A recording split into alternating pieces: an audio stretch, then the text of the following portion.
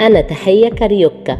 أنا مش جاية أحكي لكم عن نفسي من باب الفضفضة وخلاص، لا، أنا جاية أقول لكم على تجربتي في الحياة علشان محدش يقع في اللي أنا وقعت فيه. اسمع بقى يا حبيبي انت وهي الحكاية. الكل يعرف عني اني ما بخافش غير من ربنا، وان لساني متبر مني زي ما بيقولوا، وان افوت في الحديد. اتجوزت كتير قوي، يجي 14 مرة كده ولا حاجة، وما كنتش بسيب راجل يتحكم فيا او يجي عليا في حاجة. اللي كان بيضايقني كنت بضايق اهله واقول له مع السلامة يا حبيبي والقلب دعيلك. عشان كده ما كانتش بتعمر لي جوازة.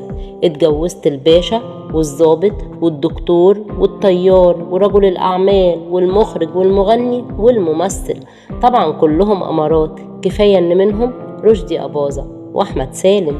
وكل الرجالة اللي اتجوزتهم كوم، وفايز حلاوة ده كوم تاني لوحده. أكتر واحد طول معايا، عشت معاه 18 سنة.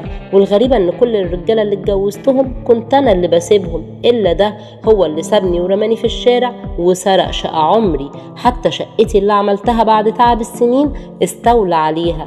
ومش بس كده، لا، ده كمان اتجوز وخلف فيها.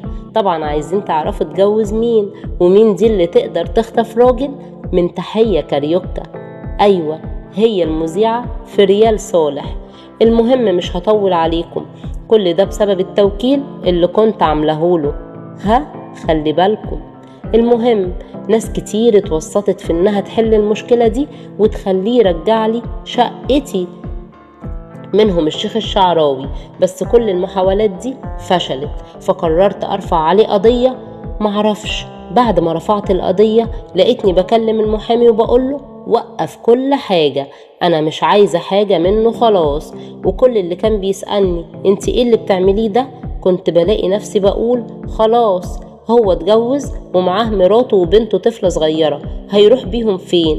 وانا خلاص كبرت والشقة كبيرة عليا، وانا مبسوطة في الشقة اللي انا عايشة فيها دلوقتي. وسبته ونسيت الموضوع خالص لغاية ما تعبت ودخلت المستشفى لآخر مرة في حياتي. جالي فايز حلاوة يزورني في المستشفى وبكى وقال لي سامحيني وحياة النبي تسامحيني.